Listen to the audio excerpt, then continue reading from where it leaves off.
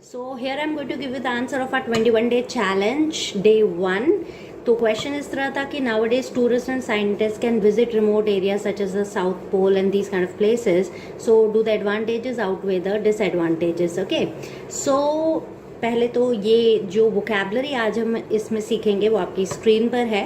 These are the words which we are going to learn today, and we are going to use them in the writing today. You can have a look at that. It's exotic environment, ecosystem, irreversible damage, excessive exploitation, adverse effects. Adverse effects means bad effects, pandemic, medication, pharmaceutical companies, marvelous destinations, expeditions. Expeditions means long journeys which are done for exploring something. Then you have accumulation of rubbish, and then regulation of something. Like when people go to these places, it is very difficult for government to regulate these areas. To regulate means to see whether the activities which are happening here are right or wrong. तो ये सारी वो cab आज इसमें हम करने वाले हैं. So अगर हम बात करें regarding the advantages of this, so basically people come up with the advantage. अच्छा, अगर आपको advantage का पैरा स्टार्ट करना हो तो आप स्टार्ट कर सकते हो on the upside से, या UPSID. On the upside, the main advantage of these kind of expeditions या exploration is that we can find out new herbs, new medications for curing various ailments. AILMENTS. Ailments मतलब बीमारियाँ. Now you know already that this is the era of pandemics. एक के बाद एक कोई ना कोई पैंडमिक आ रहा है.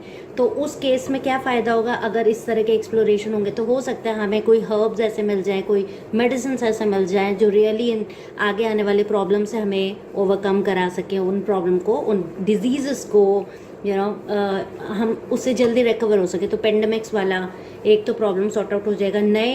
कभी कभी हम नए कल्चर, नए ट्रेडिशंस को भी एक्सप्लोर कर पाते हैं. तो जब इन मार्वलस डेस्टिनेशंस, इस एग्जॉटिक प्लेसेस पर साइंटिस्ट और टूरिस्ट जाते हैं, तो it is really going to be a very very interesting experience for them. उसके अलावा यही हो जाता है. लेकिन कभी कभी क्या होता है कि एक और एडवांटेज, हाँ, न्यू नॉलेज मिलती है. They can acquire new knowledge. Acquire means to gain knowledge about something. So they can enhance their knowledge regarding particular areas, particular medications. ये हम डिस्कस कर ही चुके हैं. तो नॉलेज होराइजन एक्सटेंड होता है. होराइजन मतलब आपके सोच का दायरा. तो मेनली एडवांटेज में यही आता है कि नई नई चीज़ें एक्सप्लोर होंगी, नई नई चीज़ें पता चलेंगे, नए कल्चर एक्सप्लोर होंगे, नॉलेज एनहांस होगी, आपका होराइजन वाइडन होगा. तो इन एग्जॉटिक डेस्टिनेशंस को विजिट करना हमें पेंडेमिक्स के लिए काफ़ी बीमारियों का इलाज दे सकता है. अगर डिसएडवांटेज की बात करें तो सबसे बड़ा प्रॉब्लम है कि it can cause irreversible damage to the environment. Irreversible मतलब जिसको आप वापस नॉर्मल नहीं कर सकते हैं. बिकॉज अगेन जब टूरिस्ट जाएंगे तो वहाँ वेस्ट भी होगा, गार्बेज प्रोडक्शन भी होगा, बहुत ज़्यादा एक्यूमुलेशन होगा. वेस्ट का एक्यूमुलेशन मतलब इकट्ठा होना. So there will be lot of accumulation of waste. आप देख रहे हैं कि जो वो कैब मैंने आपको शुरू में बोली थी वो मैं आपको बता भी रही हूँ कि कैसे वो यूज़ होगी. तो एक्यूमुलेशन ऑफ वेस्ट होगा. This is again not going to be good, है ना. उसके बाद गवर्नमेंट के लिए ये पॉसिबल है नहीं कि इन एरियाज़ को वो रेगुलेट कर पाए, क्योंकि वहाँ पर इतना ज़्यादा. अब यहाँ गवर्नमेंट कैसे लोगों को भेजेगी to check out whether these people are following the norms and regulation. So वहाँ पोल्यूशन, अगेन वो एरियाज़ फिर से एक्सप्लॉइट होने लगेंगे, एक्सप्लॉइटेशन होगा रिसोर्सेज का, एरियाज़ पोल्यूट होंगे. So this is again not going to be good for the environment. कुछ ही तो प्लेसेस बची हैं जो अभी दे आर पोल्यूशन फ्री, और जहाँ पर अभी भी ह्यूमन ने उसको डिस्ट्रॉय करना है या डिस्ट्रक्शन नहीं किया. तो it will have adverse effect. Adverse मतलब नेगेटिव इफेक्ट. जब भी आपको लिखना है it has negative effect on the environment, आप लिख सकते हैं it has adverse effect on the environment. So positive में आप पॉजिटिव वाला पैरा से स्टार्ट कर सकते हो ऑन द अपसाइड. नेगेटिव वाला आप स्टार्ट कर सकते हैं on the down side.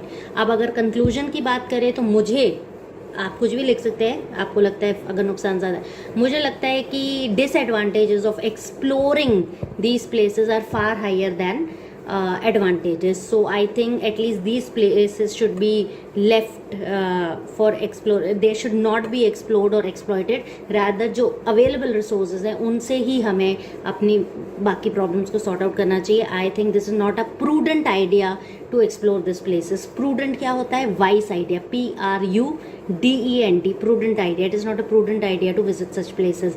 So I hope आपने views इससे related लिखे होंगे. हो सकता है आपके पास कुछ और भी interesting views हो. So do share it in the comment box.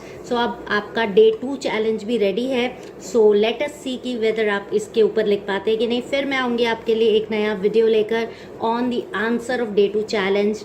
Till then, stay tuned, enjoy, keep on writing, and all the best.